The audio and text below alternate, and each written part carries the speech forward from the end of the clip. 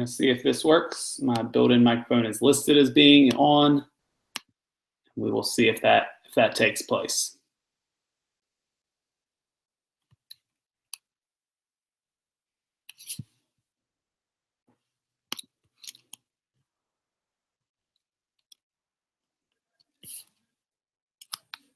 All right, we're going to see if this works. All right, you can hear me. I think just from now on, I need to restart Chrome from completely every time I go on to Hangouts. Luckily, though, this time I did not accidentally end the Hangout like I did last time, so we won't need a new link.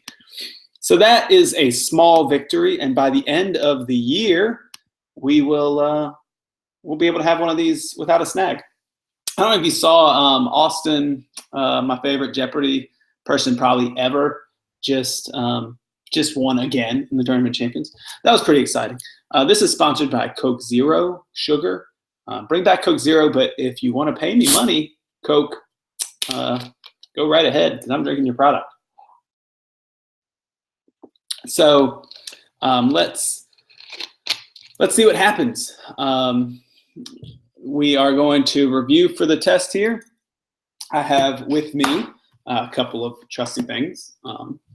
My Whap textbook, naturally. And well, then my computer, which is in front of me. So hopefully that will enable me to look up things if you stump me. Let's not play Stump the Teacher though. Instead, let's let's get started with what questions you have, and I will do my best to answer them. So as a recap of what's on the test for people who may not have been in class today, the test tomorrow is 40 multiple choice questions, and on Wednesday we will have 2 short answer questions. That means you have 40 minutes tomorrow to take the test. You have 27 minutes on Wednesday, and then we'll use the rest of the time Wednesday for going over the multiple choice information. Information, if you want extra stuff to study, the review documents are online. They're linked in the PLP, as is the What's It game that we played in class today. So feel free to take a look at that. And that's about it. Now it's just answering your questions. So we'll start with how many questions about the Timurids are on the test, and that would be probably 0. But you know what? I like the effort of guessing them earlier today. So so I love that. But we'll leave them behind for right now. Oh, thank you for your compliment on my house. I appreciate it. It is decent. I'm actually literally sitting in front of like a mess over there.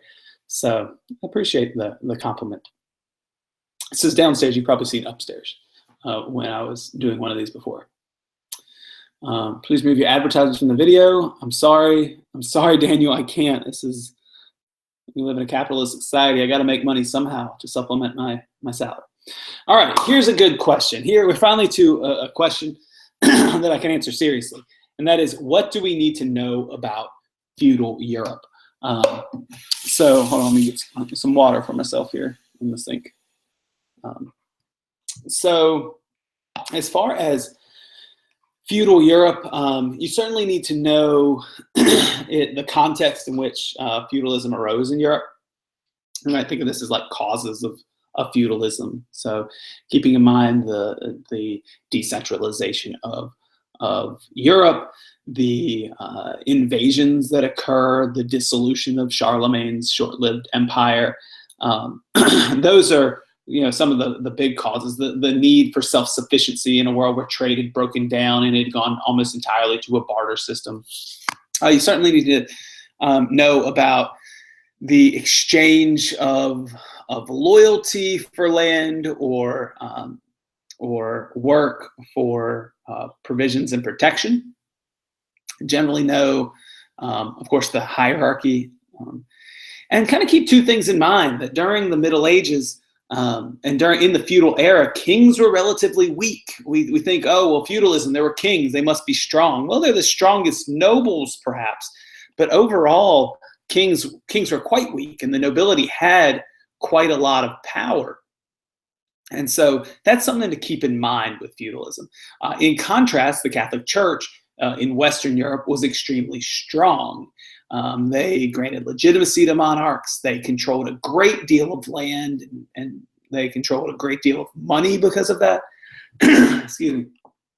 And so that's something to know. You certainly should have a general idea of what the positions were, and the code of chivalry, and all those kind of like basic feudal terms in Europe. Also, kind of think about, why did feudalism come to an end? The Crusades played a part in that. That's part of it, certainly. Maybe not as large of a role as, say, something like the Black Death will play later on, but as trade begins to expand, as the Crusades make that connection in trade between the Middle East and Europe, we're going to see people start to kind of not need to be self-sufficient quite as much. They can start to trade for these goods. We also see kings start to centralize power during that time, during the High Middle Ages. And so this increase in trade between Western Europe, as they're kind of brought back into this world community, will have a major impact on the end of feudalism. And then by the time the Black Death comes in the 14th century, 1347 is when it really hits Europe hard. The population of Europe is going to drop so much that these laborers can demand wages and an end to their serfdom. So that's the big stuff, I would say, with feudal Europe. I'm sure there is more, but that's a solid question. What do we need to know about feudal Japan? Well, I would say think about Japan in contrast to Europe. Think about what how it compares, especially kind of the social hierarchy and the fragmentation with Japan when we compare it to feudal Europe. You have the nobles of Japan, you have the daimyo, right? The knights or the samurai, so to speak. Instead of the code of chivalry, or the chivalric code, there's kind of a more developed bushido, right, in Japan. So I don't know if I ask much of anything outside of more comparative questions in dealing with feudal Japan. I was gonna try to see if I could look some stuff up, but I think that'll basically do it. We might be able to circle back to that question later on if need be, because I don't know where I have my notes on that in this book that I'm looking through. So we'll move on, but I think that's the big stuff. Any essay? So I announced this during class today, but there is no essay, just an SAQ. We're not gonna do the LEQ. We will we'll start next unit looking at a skeleton LEQ and thinking more about contextualization before we start our DBQ before Christmas break. Why is Islamic rule over the Silk Road not considered a golden age? I think you mean kind of like a term in terms of a golden age for the Silk Road, not for any specific empire. So what I would say is, in a way, it is a golden age. If we think about eras of increased trade along the Silk Road, the time when the Abbasid dynasty are in the western edge of the Silk Road, and as are the Byzantines, and the Tang dynasty is very strong on the eastern edge of the Silk Road, then yes, we would say that the Silk Road, there was a great deal of trading that went on in that time. And so if we're thinking about kind of more than one golden age, then certainly there was a great deal of trade on the Silk Road. It won't compare to what happens under the Mongols, who unite the Silk Road completely under their control. But yes, there had been a rise in trade as the caliphates spread into Central Asia. So that's a good question. How much detail should we know about travelers such as Ibn Battuta or Marco Polo? So for those travelers, I would say, similar to what we did in the Ibn Battuta article, even though I completely forgot to take it up today, not article, but sources, primary sources. Sorry, I forgot to take that up today. I'll take it up later this week, Wednesday or Thursday. These travelers, you need to know really a couple things. One, from the key concepts, that they are evidence that there was a great deal of interaction between different regions of the world because with trade in this time period. So that's one thing to keep in mind, right? They show the extent of this intercultural knowledge, this intercultural understanding that's going to take place really for the first time ever. That's in this time period 3. It's the first time we really see travelers moving or going this far away from their homelands, and then reporting back and writing about what they see. At least in, we see it somewhat. We see there's a couple Greek travelers, there's a couple Roman travelers, perhaps, but perhaps with such detail or such understanding of these different places they go.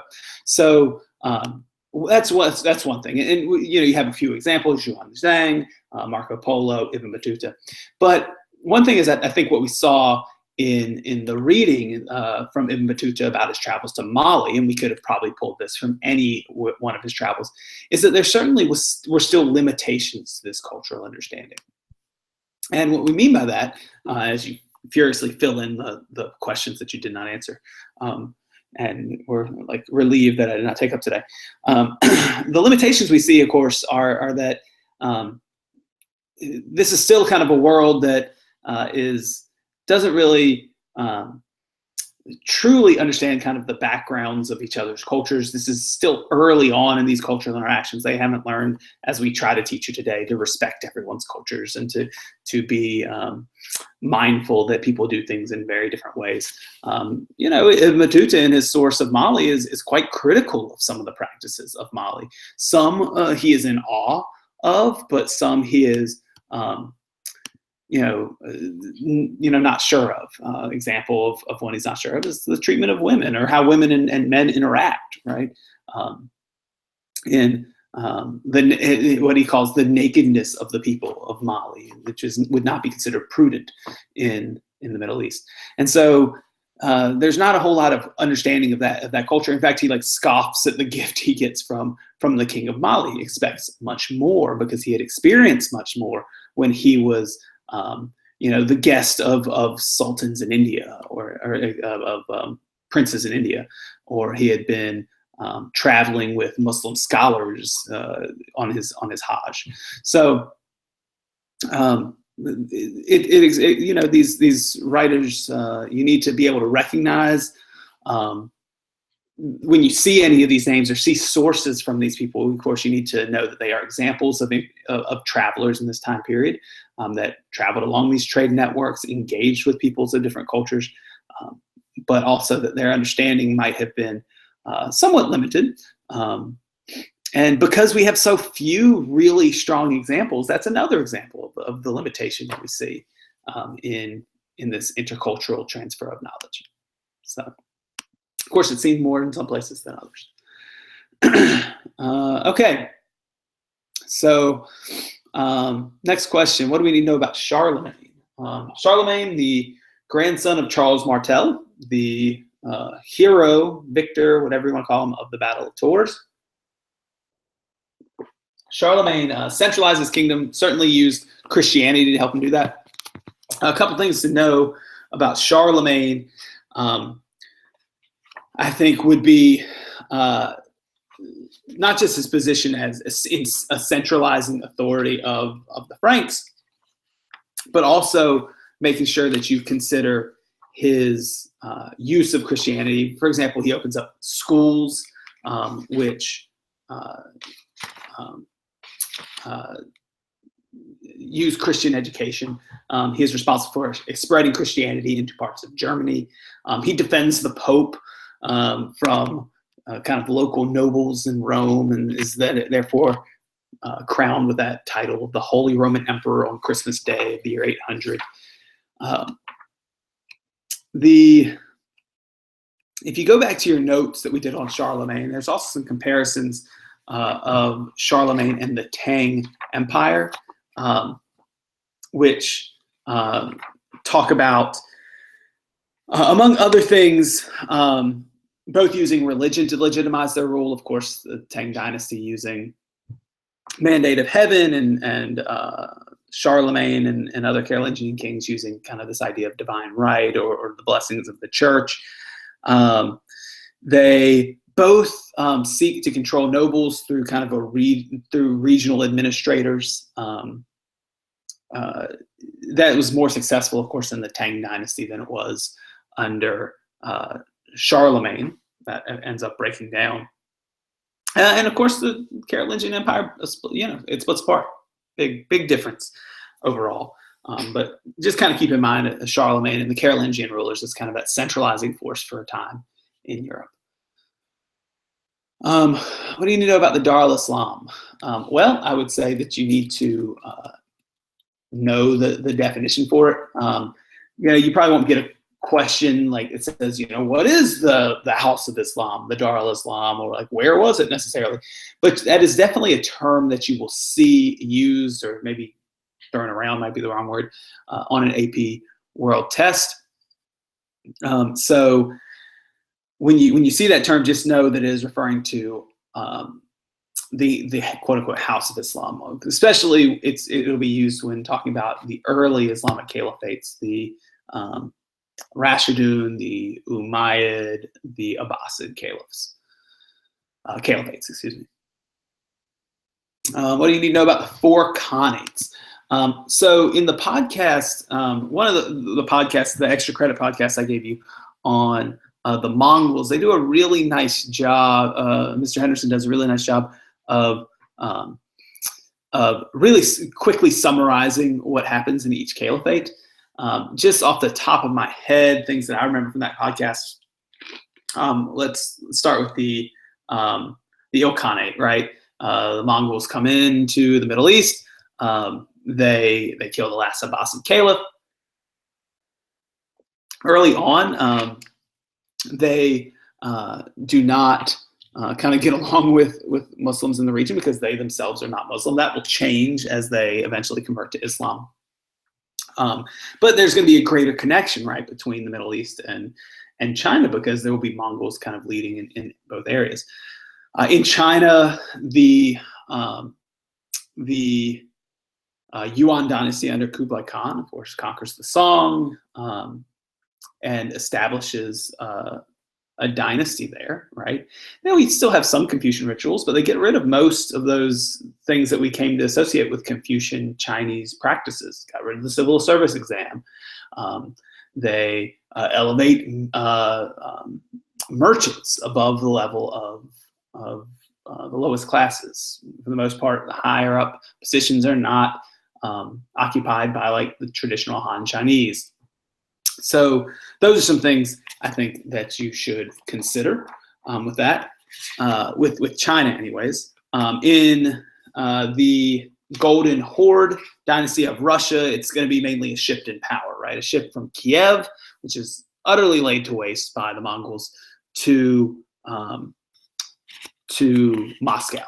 And so we'll see cities like Moscow and Novgorod become much more significant in Russia. Really, this is where we see the shift of power to the Muscovian regions of Russia. Let me see if I've missed anything else here. Killing the last Abbasid Caliph with the Ilkhanate. That's pretty much it. There are Mongols in Central Asia, the Chagatai Khanate. Nothing. You may want to go back to that podcast and listen to it, but or certainly go to my video that I did on the Mongol Khanates. But other than that, there's nothing that stands out in my mind off the top of my head that makes me think that you should know it. I'd say those are the big ideas. Oh my gosh, lots of random questions here. What do you need to know about the major trade cities? So this is something else from the key concepts. And taking a look at the key concepts, I would say this is, thinking about ways of kind of predicting test questions or predicting SAQs or LEQs. I know there's a lot of information here, but you can still work on predicting some of those things. So the key concept specifically says, all right, I'm reading here, I have it up on my screen. Existing trade routes including Silk Roads, Mediterranean Sea, Trans-Saharan trade, and the Indian Ocean trade, right? Those 4 trade routes that we looked over today, flourished. And they promoted the growth of new trading cities.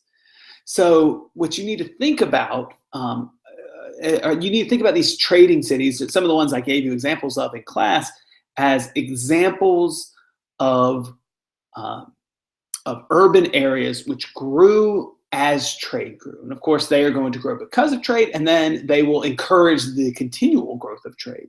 The city of Novgorod, of course, has that connection between the Baltic region and the Middle East, Black Sea region, which is also the end of the Silk Road. Timbuktu being a major trade net, a terminus of trans-Saharan trade. Swahili city-states, cities like Kilwa being important for trade in the Indian Ocean and connecting East Africa and Sub-Saharan Africa to that massive trade network. And of course, there are a lot of other examples, right, that we look at. You can look at Venice in the Mediterranean, and you could even look at some cities in the Americas, right? Tenochtitlan as a city of trade in this time period, or Cahokia. The group who presented on Cahokia did a really nice job in all 3 classes talking about its kind of idea of this center for urban activity and how large of a city it was. So just kind of keep that idea up that trade networks will see the growth of trade cities in each time period. Some of them will continue to be powerful, some of them will rise and fall. In this time period, we see kind of a rise of an inordinate amount of important trade cities. So that's what I would say overall there. A question about what do we need to know about the different caliphates? So this is kind of going back a little bit. So there are 3, I would say, major caliphates to know. There are a few other smaller ones, but I'm not going to require you to know this. The first, of course, being the Rashidun Caliphate, the rightly guided ones, Rashidun, rightly guided ones. These are the first 4 caliphs after the prophet dies. So that and they include, and I can't remember all the names, but Uthman, Omar, Ali, and Abu Bakr. I think those are the 4. You can check that for me. You'll want to go and check that just to double check. And those aren't in order. I know they are definitely not in order. But these are the first 4 caliphs. They knew the prophet personally, right? So there was no line of succession set up. Think about Christianity, right? You have the 12 apostles, and so they ordain or choose their own, followers, and those would become the leaders of the churches in Constantinople or in Rome or in Alexandria or Antioch or wherever it might be. And there was a line of succession set up, for example, with the Pope in Rome. That's not the case with Islam. There are no more prophets. There are no, these people just knew. There was no definite line of succession. These people are chosen as the people who were closest to the prophet, most likely to be rightly guided. And of course, that leads to the split between Sunni and Shia Islam, right? What was the proper line of succession? Many believe that Ali was the true successor to Muhammad, and that would, lead to Shia Islam. But after the Rashidun caliphs, end up all kind of going away. Ali dies. We see the Umayyad Caliphate develop. By the year 750, the Umayyad Caliph is deposed in favor of the Abbasid Caliphate. And so that is, and for a number of reasons. Remember, the Umayyads had a preference for Arabs, right? Only Arabs could serve in the Caliphate's army. That is not going to be the case under the Abbasids. The Abbasids are going to let anybody who is a Muslim serve. That's just kind of one of the differences between them. The Umayyads for a time were accused of kind of being content with their luxurious lifestyles, and the Abbasids were not. We'll see the capital of the Caliphate move from Damascus under the Umayyads to Baghdad under the Abbasids. Small things like that. And then think about them overall in terms of growth. The Umayyads move into Spain, and kind of put pressure, eventually losing the Battle of Tours. The Abbasids move eastward, eventually coming into conflict with the Chinese at the Battle of Talas. So those are just some overall things. And then, of course, keep in mind all the trade that goes on with it. All right. Let's see. Do we have to name Islamic architecture? Just identify. So the Islamic architecture, kind of identifying Islamic architecture, is think is a way to really get you to think about the spread of Islam, right? And the areas that it moved to, the wide range of areas across trade networks that we see. And so, hold on, I'm getting something open because I want to prepare for. I'm trying to prepare for one more question here in a minute.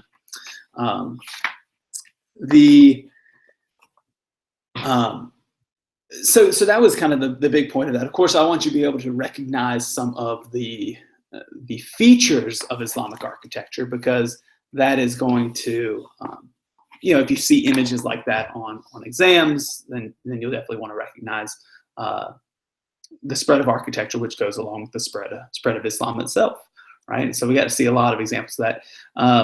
Do you have to memorize every little thing, vocabulary words? No, I wouldn't say that. That would be probably too specific. I have a question about the Mughal Empire, and so I wanted to spend a second talking about that.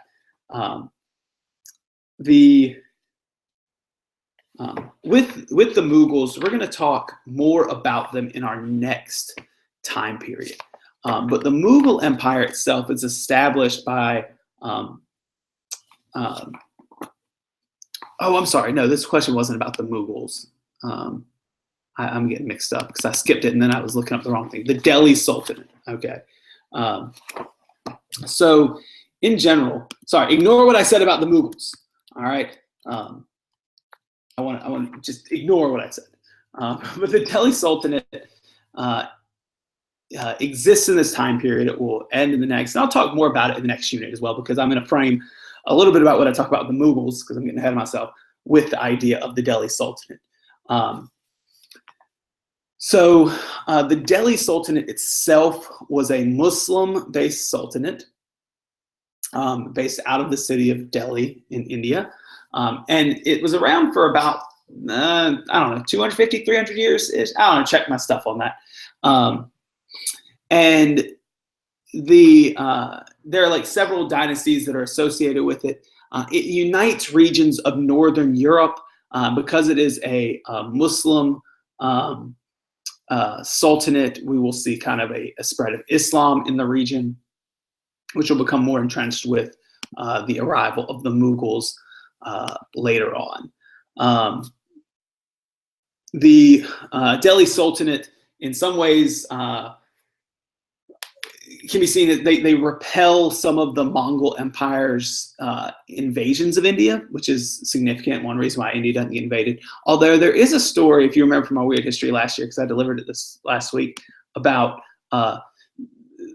Genghis Khan perhaps being visited by a unicorn that's told him not to invade India. But that's neither here nor there. I would imagine that you might take that with a grain of salt, since unicorns are fake.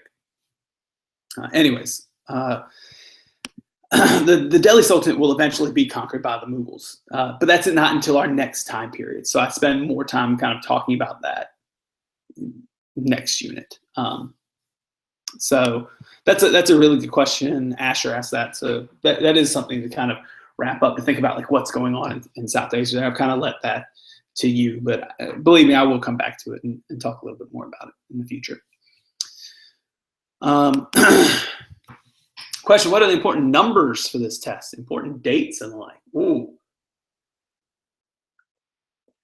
that's a really good question. What dates should you know? So you should generally like have date ideas of dates, right? Be able to ballpark it, putting stuff in chronological order. I would say the dates around the life of the Prophet Muhammad, right? The year 610, his first revelation. The year 622, his hijrah to Medina, the start of the Muslim calendar. The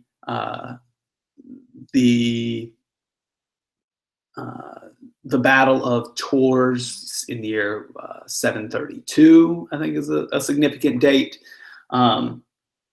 there are several dates in European history which are important. The year 800, Charlemagne is crowned. The year 1006, which is William the Conqueror. Is that correct? I'm going to look this up real quick.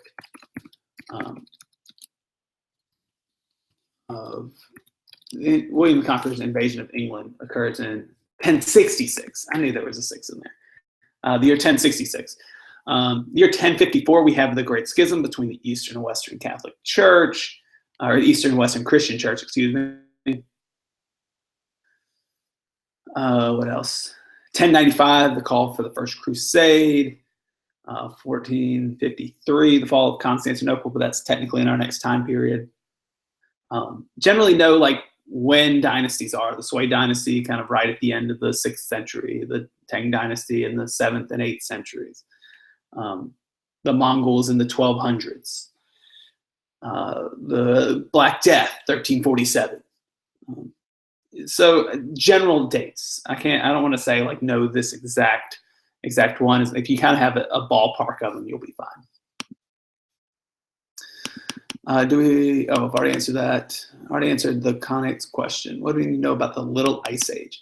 We're going to touch more on the Little Ice Age in our next unit. If I'm not mistaken, I think the first key concept for Unit 4 deals with the Little Ice Age and European actions and reactions to it. It technically, I guess, starts in the end of this time period where we start to see longer winters, shorter growing seasons. That's going to have a major impact, of course, on population, slowing population growth and how much they can grow. But we deal mostly with that in time period 4. So good question, but we'll deal with that next unit.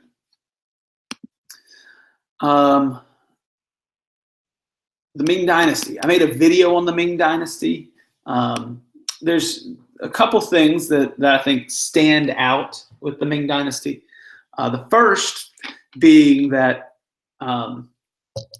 there is a reaction, of course, to the Yuan Dynasty, right? So they will be working after overthrowing the Yuan Dynasty to undo some of the work that the Mongols did, undo some of the damage, you might say, to the Chinese culture, reestablishing some of those Confucian principles, reestablishing the civil service exams. You'll see at first, just like the Song Dynasty before the Yuan came along, just like under the Song Dynasty, there is going to be an interest in trade and establishing a presence, or the Ming Dynasty trying to establish a presence in Southeast Asia with tribute states, and then going and establishing trade partners around the Indian Ocean. Zheng Ha, the Muslim eunuch admiral, will lead these expeditions with his treasure ships, and his fleets were thousands of ships. Of course, that was very expensive. The Ming Dynasty eventually decides, well, these aren't worth the trouble we're putting into it. And right at the end of this time period, they recall the admiral and these ships from these trips, just deciding the tribute that they are exacting and the trade benefits they're getting are just not enough to justify the cost of those trips. And it's really unfortunate for the Ming Dynasty because they had established a nice presence, and they're going to be important for trade still for some time. I mean, China will still be a destination for trade. But right as they do that, Europeans are going to start trying to circle the Cape of Africa and try to get into the Indian Ocean. And then they will come into the Indian Ocean and really be able to establish themselves with trade. And while the caravels were certainly maneuverable, they were no just the size comparison to these gigantic treasure ships of the Chinese. And still, even though European countries were starting to kind of get things together, the Chinese were still the most advanced civilization in the world, and they just leave. And there's this vacuum that Europeans will fill. So there's some big things with the Ming Dynasty. Other than that, I'd say take a look at the video that I put on the homework calendar last week. What conflicts do we need to know? Oh my gosh. Umayyads and Franks. Let's start there. The Byzantines and Caliphates. The Abbasids and Tang. Just for that establishment of trade that takes place eventually. The Mongols and everyone. That's significant. The Crusades, right, in this time period, important, of course, before the Mongols. Those are the big ones off the top of my head. And then, of course, the wars of conquest, that, by the Aztecs and the Inca, et cetera. Those are also important conflicts for understanding the relationship between their imperial governments and the tribes which they conquered. What individual cities do you need to know about? This is where I would say go to the key concepts which are linked. In terms of new trading cities, the key concepts list the following. And I'm going to go through them really quickly because you can find them. Novgorod, Timbuktu, Swahili city-states, things like Kilwa would be a good example. Hangzhou in China, Calicut, Baghdad, Malacca, Venice, Tenochtitlan, Cahokia. Those are some examples of new trading cities. Baghdad is not one that comes to mind immediately. Somebody asked me about that today, and I said, that's probably not the best example, but it's in the key concepts, so heck, there you go. I was wrong. Which is, it's okay to be. It's okay to be wrong. Yeah, so those are the big ones. I would say in terms of cities to know. What do you need to know about trans-Saharan trade? Where it went, why it went there, what innovations helped it grow. You should know for trans-Saharan trade what was traded, right? I gave you a couple more. Usually we just kind of boil it down to gold, ivory, and slaves moving from sub-Saharan Africa north, and then salt coming south. But cloth and manufactured goods also moving south across the Sahara Desert would be important to know. What are the two SAQs generally on? Wow, what do you like to know? The camel saddle, yes, you should know that. Oh, I lost my place. Uh-oh. And how many questions have y'all asked since I was on here? All right, I'm gonna have to search here. Trans-Saharan. Okay, found our place. What do you know about the Americas? Go back over your presentations. Certainly know some of the major vocabulary, know how they interacted with the environment, particularly in how they farmed. And then know a great deal about of course, the Aztec and Inca. The Mayans were technically from our previous time period, as were some of our older civilizations, Teotihuacan, the Olmecs, the Chavan, all those civilizations, technically prior to this unit. But as far as this time period, the Aztec and Inca know about their role in trade, how they established control, some of their cultural elements, some of their religious elements. Keep in mind there was regional trade. Think about how they communicated. The Inca, think about the road system and the importance in that, and the government control of trade. With the Inca, also keep in mind the Mita system. Sorry, a lot of vocabulary stuff associated with those, mainly because we basically have kind of limited understandings of some of these things, or at least what we presented to class and to you was fairly limited. Let's take a look at your class notes that were presented to you. If that's not enough for you, take a look at the readings that I linked for that activity if you want a little bit more depth. What comparisons do we need to know? Oh gosh, probably too many. Certainly know some comparisons between the Aztec and Inca, just because I'm ended there, so I want to think about that. One of the comparisons that I used, of course, in class, and I talked about earlier, was Charlemagne and the Tang Dynasty. So when this is done, you can rewind to that. We started close by there. Yeah, I mean, those are surely there are more off the top of my head. It was just, I mean, I could ask you to compare any two things, really, as long as they're within reason, I think. Feudalism in China, or in Japan and Europe. centralization, trade across different empires. Certainly, comparisons of trade networks in this time period are probably the most significant. So, like comparing technologies across different trade routes, comparing the goods that were traded along trade routes. I think those are some of the more significant comparisons. What do you know about different diasporas?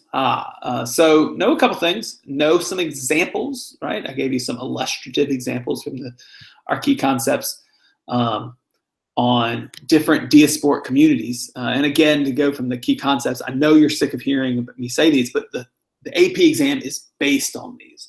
There are key concepts, there are guiding questions that I use in teaching this class to make sure that we're answering as we go through. And I try to teach it across all these themes. And so I refer back to them for a reason, because you can't get anything asked, you won't have anything asked in the AP exam that is not rooted in these key concepts and these guided questions. So the key concept assess says, in key places along important trade routes, merchants set up diasporic communities where they introduce their own cultural traditions into the indigenous culture. And so you would think Muslim merchant communities in the Indian Ocean. You want to think about what might be some examples of them introducing their own cultural traditions into the indigenous cultures of sub-Saharan Africa, into the Swahili coast, into India, into Southeast Asia, right? How did that look? The architecture is a perfect example of that, right? Think about Sufi mystics and the spread of Islam. That's significant. Chinese merchant communities in Southeast Asia. What did this mean for Chinese trade in that time period? When do you see these merchant communities start to pop up? What was going on in China when that was happening as the Song dynasty was crumbling and the Mongols moved in? Sogdian merchant communities, right? They set up, these diasporic communities along the Silk Road. How did people facilitate trade along the Silk Road? What did Jewish communities look like in the Mediterranean? One thing we're going to see in the next unit is especially Jewish communities in Mediterranean region will be important for a number of reasons, including like schools of cartography. Jewish map makers were fairly significant and prominent at the end of this time period and the beginning of our next, laying the groundwork for European navigation. Of course, then the Spaniards fight to kick them out of their land, but we all know how that ends for Spain, and the answer is not well.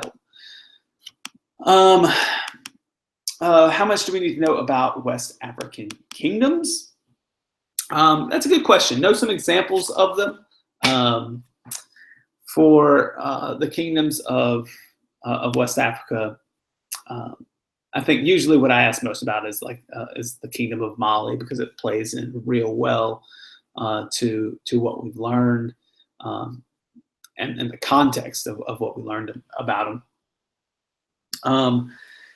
The Songhai was another good example from this time period that your book gives a little bit more depth on. So know general cultural practices, know the influence of Islam, know the influence of trade, know about how some of the social structures were different than perhaps what we see in the rest of Afro-Eurasia in the time.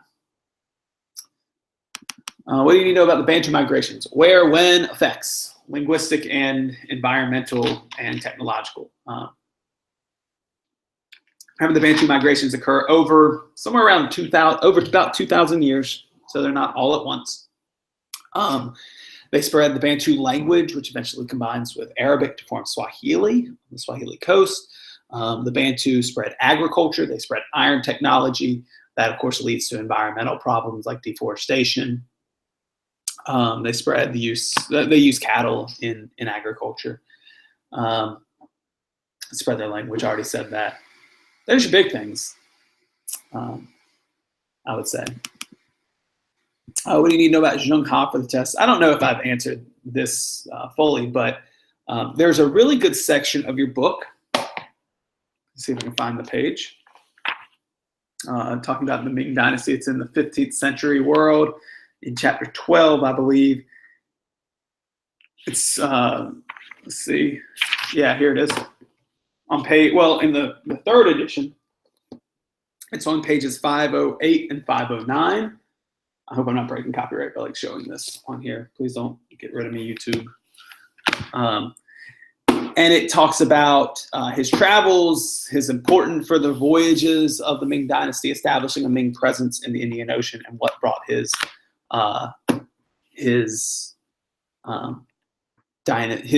travels to an end. Basically, under the Ming Dynasty, as they decide to not carry on. And on that same page, it talks about, quote, the most surprising feature of these voyages was how abruptly and deliberately they were ended. After 1433, Chinese authorities simply stopped such expeditions and allowed this enormous and expensive fleet to deteriorate in port. In less than 100 years, the greatest navy the world had ever known had ordered itself into extinction, right? As I said, left to power vacuum, kind of sad. Man, what kind of fun stories we'd be able to tell if they had still been in the Indian Ocean. Can I explain the use of Chinampas? Yeah, so the Chinampas were agricultural adaptation. Chinampas, Chinampas, technological adaptation in Mesoamerica, basically modern day Mexico, that we see with Teotihuacan culture, with Aztec culture. And that land was very swampy, lots of like lakes and swamps. And so they needed a way to make agriculture more viable. And so we see are the kind of the innovation and kind of the brilliant innovation of just like taking mud off of the bottoms of these lakes and building up basically large mounds, like man-made islands in these swamps and lakes, which then you could farm on, because again, this region was getting plenty of water. It would, you have these mounds built up, and the water is going to make sure it doesn't kind of seep in and irrigate the crops. And basically what we see in these culture, in the Aztec culture anyways, is the production of a great deal of agricultural product, specifically corn, maize, right, bean, squash. Corn and maize, the same thing. But it's innovation agriculture adapting to that environment as the population rose and enabled the population to rise even more. So that's the main thing, I would say. In key concept 3.3, the key concept says agricultural production increased significantly due to technological innovations. And this Chinampa field system is an example of that technological innovation that occurs.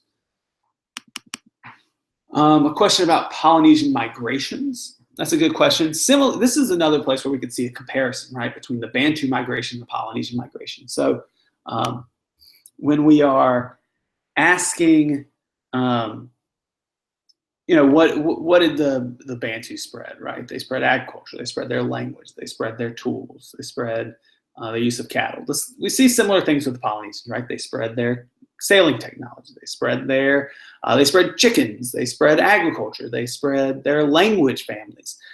They put environmental pressure on some of these islands. A really good example, of course, is the collapse of Easter Island, right? They put so much pressure on the environment as they compete to build these stone heads and to, as they deforest the island. Eventually, they chop down all the trees. Well, at that point, there's no sailing to get off the island. There's no place to hunt food. You run out of the tools that you were using for agriculture, if they're made of wood or whatever it might be. The environmental pressure they put on it is quite significant. Of course, pigs also contribute to this. Pigs completely, as they move with the Polynesian migrations, change landscapes on these islands. Same thing's going to happen in the Americas when Europeans bring pigs over, and they escape very easily and they multiply very quickly. They're going to change the landscape of the Americas and put extremely high environmental pressure on the Americas. I kind of wandered from that. I started with Polynesian Migrations, ended up with pigs in the Americas, but it'll make sense maybe next unit. So there you go. I don't care if you're dominating the chat, if you're asking good questions. So how much do we need to know about the American civil? Oh, I've already answered that question, I think. So what do we know about the Hanseatic League? Ooh, good question. Good question. Basically what I told you in class the other day.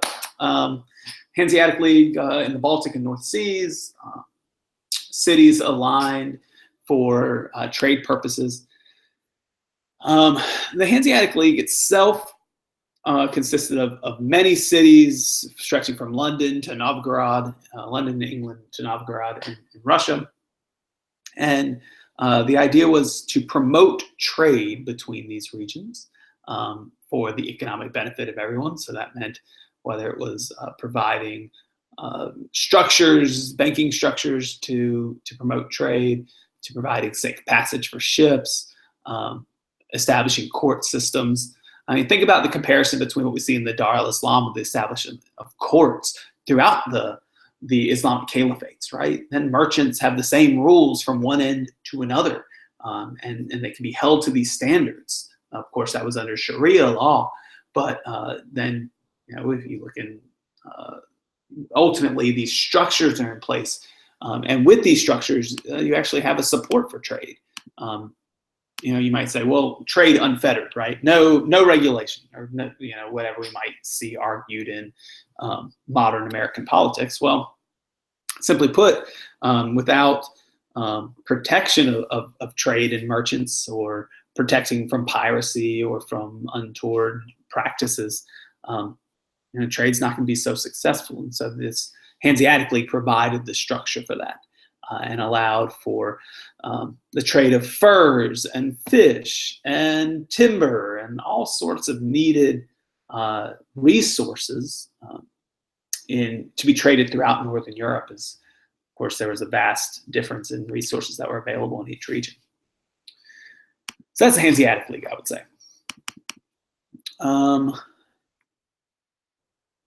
What do you need to know about revolts?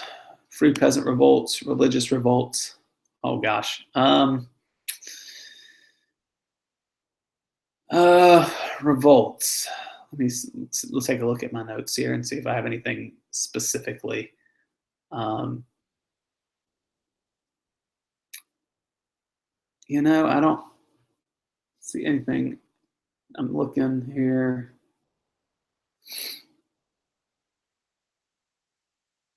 Nothing significant that I find.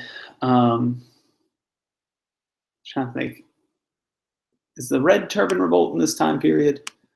It may not be mentioned in your book. Turban Rebellion in the Yuan Dynasty. Might be one to know. White Lotus Society members targeted the ruling Yuan Dynasty, eventually leading to its overthrow. So I think that's probably one significant one. Any others? That's the only one that comes to mind off the top of my head. I'd have to think more about that. If I think about some more, I'll come back to it. That's one of those questions. I think it might be the first one really to stump me right now. Religious revolts. I don't know about revolts, really. Of course, there's pushback against the Catholic Church and the like, which is significant.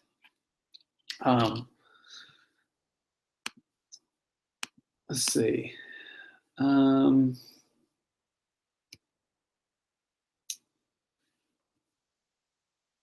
thinking about Europe and the like with revolts, I mean, invasions are important to know, I think. You know, that's going to contribute to the decline of urban areas. This is, again, key concept stuff, but we see cities decline in this time period. We see them revive in this time period.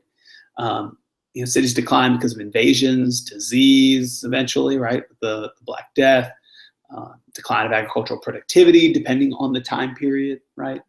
Some of that related to disease, some of that related to, feudalism at first. And we see urban revival, right? Invasions end. There's safe, reliable trade and transport. I don't know. I think I'm rambling. Let me go back to your questions, and just make sure to stay on track with that. But Ruby, it looks like you're the first to stump me because you got me off track. Is the song "I'm Mansa Musa" sufficient to know everything you need to know about the Kingdom of Mali? Not the Kingdom of Mali per se, but probably enough to know about Mansa Musa. Yeah, that's good. I'm glad you remember that. I think I showed that last year to my class. I don't know if Mr. Guilford's class saw that, but it's done by, I think, the Reddit, the YouTube thing. I think they're actually called like the history teachers or something, and they make videos, songs. Yeah, I forgot that. Man, I'd have played that for you. Oh well. Sometimes things slip your mind. What's the most advanced city in wealth and technology and in social freedom? Well, that's in the eye of the beholder, I guess. An idea of like in wealth and technology, I have to go with probably like Chinese city, Chang'an or Hangzhou, perhaps. Baghdad, in terms of in advancement, perhaps. Eventually, Venice. Those are some of the more significant cities in this time period. Social freedom, that's a loaded question. I'm not going to touch that one.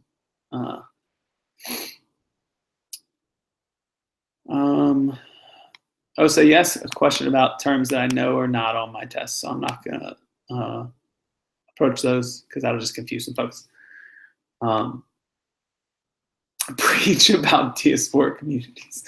Okay, well, I've already done that. So let's see. We've gone on for nearly an hour, so we're stopping soon. Let me. One question: are the groups of people like the Sogdians important in the multiple choice section of the SAQ? You might see them mentioned in multiple choice questions. I don't think I would have like a multiple choice question like who is such and such, but they certainly might be good evidence to know for an SAQ that I might ask, especially on trade. One of the questions earlier was what might we get for SAQ? Probably something with trade. I'm always asking about it. How will this test compare to the last two in terms of question styles and difficulty? So, Lucy, that's a good question. As I mentioned, your multiple choice will have probably more non-stimulus based questions on this test than you might see on any of your others. And that's just because the nature of the test that I created, and I kept a lot of the questions from 2 years ago to last year because I thought they tested some stuff pretty close to the key concepts that I wanted to test. So you might see more of those questions than you used to. That should help you with time overall. I was looking back at it today. Last year's class average was a 77. Curve was 4 points. That puts the class average right around an 81, which is the 80-81 range is fine. That's kind of what I shoot for. So that's generally what you're looking at. But I've removed some questions. That might mean it may make it easier. I don't know if it'll make it easier. I've put on a couple more stimulus-based questions, and y'all tend to do really well on those as a whole. So, we'll see where it goes. We'll see if somebody can break my curve again. Let's see. I'm going to scroll through these questions rather quickly. So I'm going to see if there's anything that catches my eye that I know might be asked that I have not dealt with so far. Sarah asks, what do we need to know about India on this test? Well, know about India's role in the Indian Ocean Trade Network and its importance in trade. I mentioned a little bit about the Delhi Sultanate, but for the most part, India in this time period is, other than the Delhi Sultanate coming in, remains largely fragmented with very profitable trade kingdoms in the south who profit a great deal from the Indian Ocean trade networks.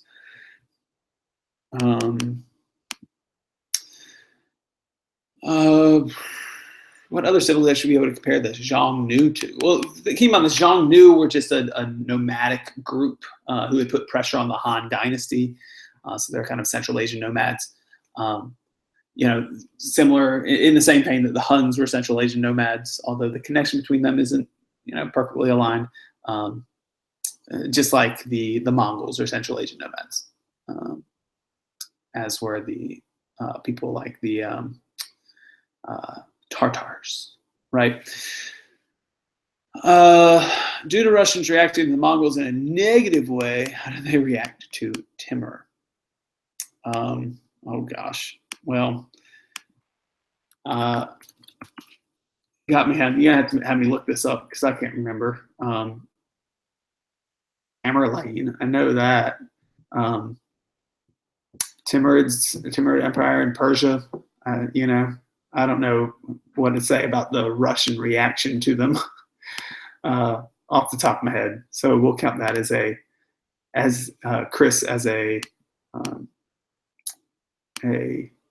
stumping, I guess, of me.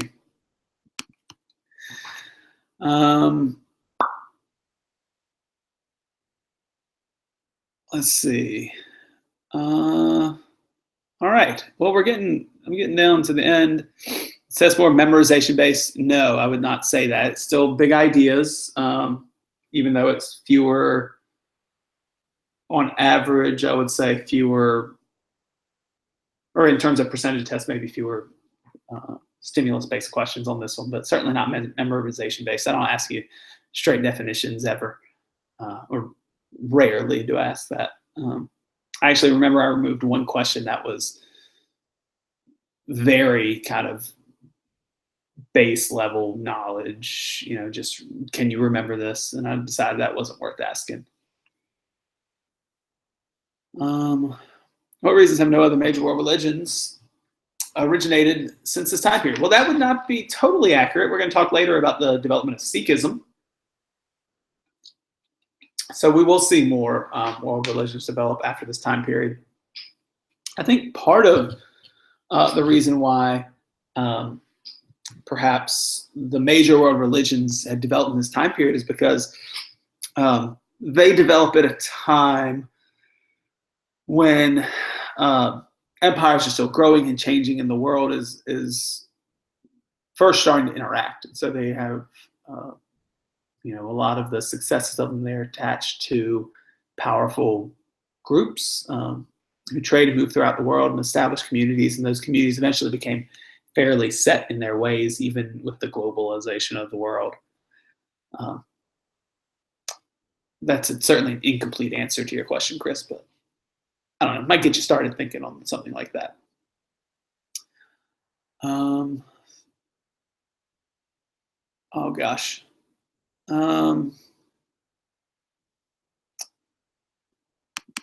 Mr. Guilford showed up. When did that happen? Oh, I missed him. Chinese wastes its resource on boats. Yeah, I guess so. Well, that was exciting. Y'all should have warned me. Well, that's fun. Yeah, I mean, most of this is just now y'all randomly talking to each other. So I would say that we're done. Another successful, I don't know if successful, another, you can hear me, so that's successful review session. If you have any more questions, look in your notes, look in the key concepts, look at AP Worldopedia, look in your book, and that's it. Y'all will do well on this.